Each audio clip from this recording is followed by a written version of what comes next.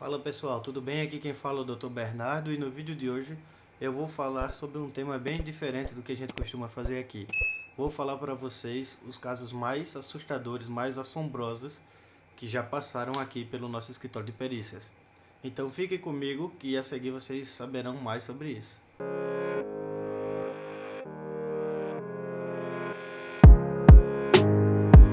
Bom pessoal, como vocês têm pedido que a gente conte um pouco mais de como é a vida do perito grafotécnico, das coisas que ele atua e participa e como é realmente trabalhar como perito grafotécnico, decidimos compartilhar um pouco dos nossos casos. O tema é até um pouco sensacionalista, assombrosos e assustadores. São casos que a gente não se sentiu à vontade, mas como profissional não rejeitamos, temos que trabalhar, temos que ajudar o próximo. Então vou contar para você alguns casos que a gente já teve aqui no escritório que você provavelmente possa pegar em algum momento no futuro da sua profissão. Bom, como eu já disse em alguns outros vídeos e certamente vocês já devem estar bem cientes disso, não podemos estar passando dados, informações, coisas que possam levar vocês ao cliente, pois envolve sigilo profissional em todos os contratos e também não é correto, não é ético estar falando nomes, mas como são experiências e vocês estão entrando no mercado, isso pode prepará-los para o que vem pela frente ou pode até entusiasmá-los a verem que encontrarão dificuldades e que o mercado tem cenários às vezes até de filmes que vocês assistem. Então vou contar aqui três casos, claro, sem citar o nome das partes, como eu falei já, mas contando o que envolvia, o que era estranho e o que nos espantou nesses casos. E serão três. Vou começar agora em ordem do menos assustador, digamos assim, para o mais pesado. Então, vamos lá agora para os três casos. Bom, ou melhor, vou falar sobre um caso antes desses três casos, que não é um caso, acontece muito, já pegamos muitos casos desses, e que sem dúvida é algo que você vai gostar de saber, de ter essa informação agora que está começando na carreira.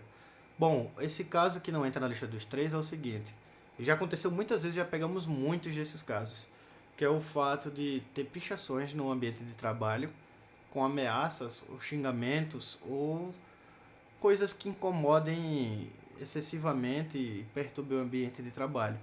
Já fizemos várias perícias sobre essas situações, de analisar as grafias normalmente em papéis gigante ou na parede da instituição, no muro. Então esse é um caso que tem muito essas ameaças, normalmente a gente pede que pegue os padrões grafotécnicos das pessoas suspeitas. Às vezes a gente pede que pegue de todos os funcionários. Então esse é o primeiro caso, acontece muito esse tipo de situação. E a gente já orienta aqui para vocês, já adianta que provavelmente vocês vão acabar pegando uma mais cedo ou mais tarde. Bom, vou começar aqui falando do primeiro caso, desses três que eu menciono.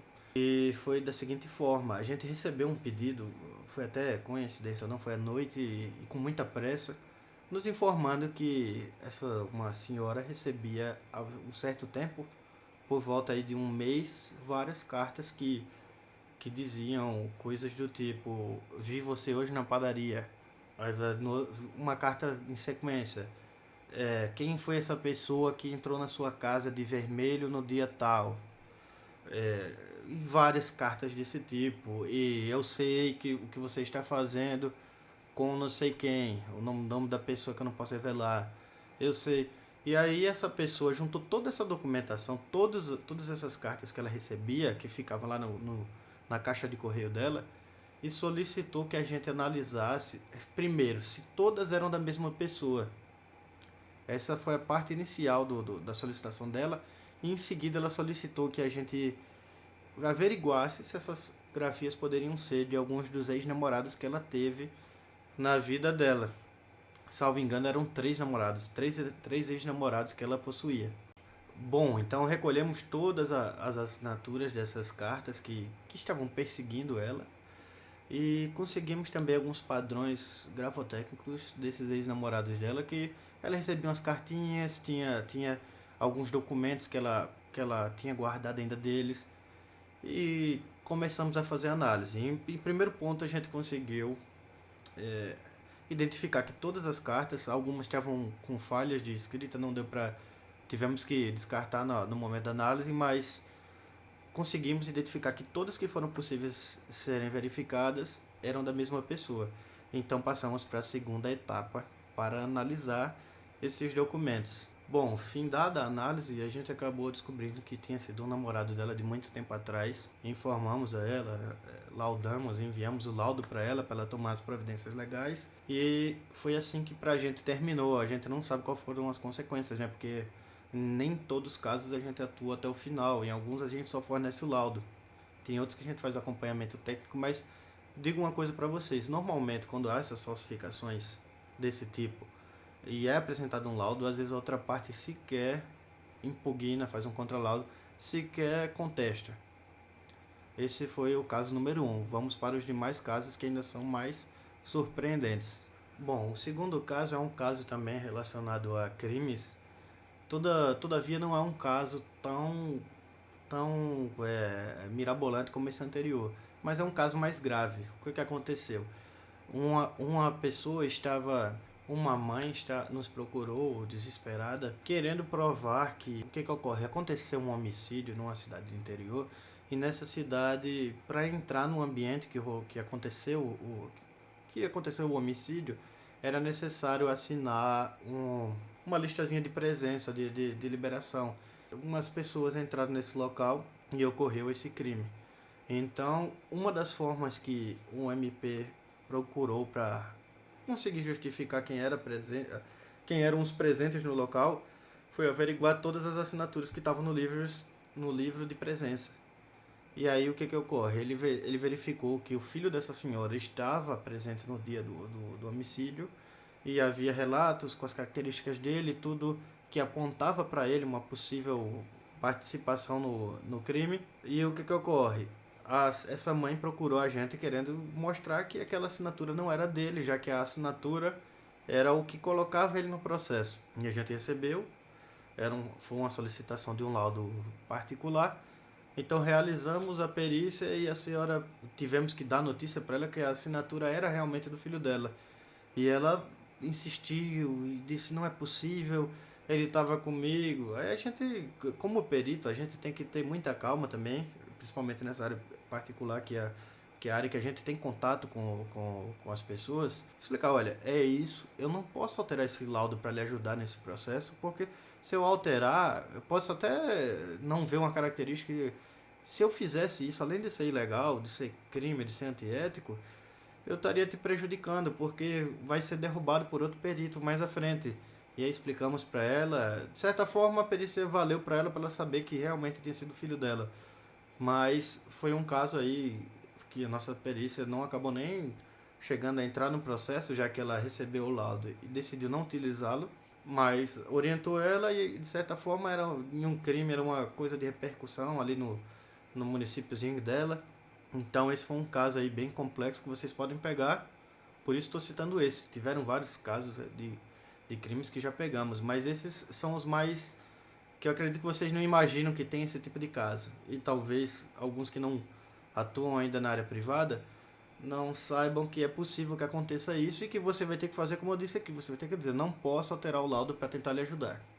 Porque se eu fizer isso, eu não vou lhe ajudar, vou estar cometendo crime e vou lhe prejudicar. Mais à frente, quando for derrubado o meu laudo, não tem como fazer assim, eu posso fazer um laudo falso? Posso. Dá para fazer? Dá. Mas não é correto, é ilegal, é antiético. O que acontece se eu fizer um laudo falso? Vai ser muito fácil de outro perito chegar lá e mostrar que os quesitos que foram escolhidos estão errados, que o padrão de comparação não pegou as características importantes. Então não se faz laudo errado, porque você, além de estar cometendo crime, você está se prejudicando. Depois a cobrança vem para você. Então vamos lá, voltando aqui ao tema do vídeo, vamos lá para o terceiro caso, que esse é um caso mais triste até do que assombroso ou assustador. Bom, esse caso é um dos casos mais assim assustadores, tristes. E já pegamos aí alguns desses, umas meia dúzia desses casos. A gente não gosta de pegar, mas quando a mãe, quando o pai, quando solicita, a gente acaba tendo que fazer, né? É a nossa função, o nosso trabalho. Então, melhor que seja gente do que outro, já que a gente tem um laudo de qualidade já que você, se lhe pedirem, você sabe que tem seu lado de qualidade, então não rejeite os trabalhos que você pode fazer bem. Então vamos lá para o caso. Bom, inicialmente o solicitante desse caso, com uma perícia particular, ele veio informando do que se trataria a perícia, que seriam algumas cartas, alguns textos. Não me lembro bem se o nome era carta, mas eram algumas folhas de caderno. Aí perguntou o valor, perguntou quanto tempo a gente entregava.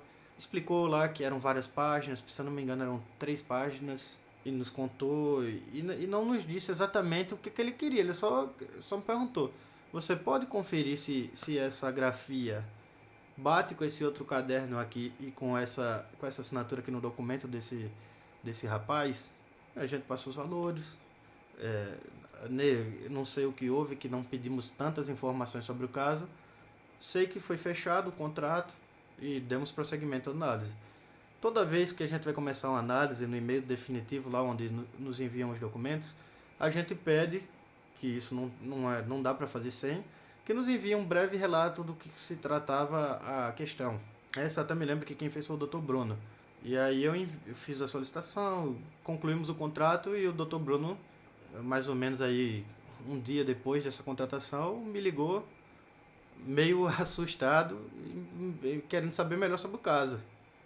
Bom, aí eu disse: não, doutor Bruno, já passei todos os dados, são algumas folhas de caderno para analisar a cor padrão.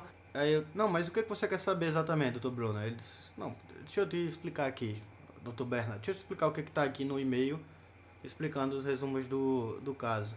Bom, não vou transcrever o que ele me disse aqui, porque de alguma forma pode ser que assista o canal aqui, a família, e não ficaria legal, ela pode até reviver esse momento. Mas resumindo, era uma carta de uma criança que havia se suicidado. E isso pra gente eu fico até arrepiado de lembrar que já aconteceram algumas outras vezes, mas nas outras vezes que a gente pegou isso, não era com crianças e nas outras vezes que a gente pegou isso eram questões patrimoniais. Em 99% desses casos, a carta de despedida, um testamento sempre é falso, em 99%.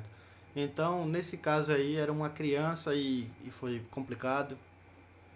E aí a gente fez análise do melhor jeito possível, até porque envolve muito, né, a superação dos pais, tudo que acontece. A gente teve todo um cuidado, concluímos e não vou nem também comentar o resultado, mas aí foi esse um dos casos mais, assim, assombrosos, assustadores, né? Talvez vocês possam pegar esses casos, vocês têm que estar preparados e vocês têm que agir da forma mais séria possível e tentar sempre dar o melhor atendimento para essas pessoas que já estão abaladas e que precisam do seu trabalho para poder seguir com a vida, que precisam do seu trabalho para poder ter alguma paz. Então eu espero aí ter contribuído para vocês que estão começando aí na área, que talvez peguem alguns casos desses que eu mencionei. E isso não é para desencorajar vocês, é só para mostrar para vocês que é uma profissão importante, que vocês mudam a vida das pessoas. Então não é videozinho de vou ganhar 1.000, 20.000, 30.000 com perícias, não. A profissão é interessante, é legal, vocês vão gostar.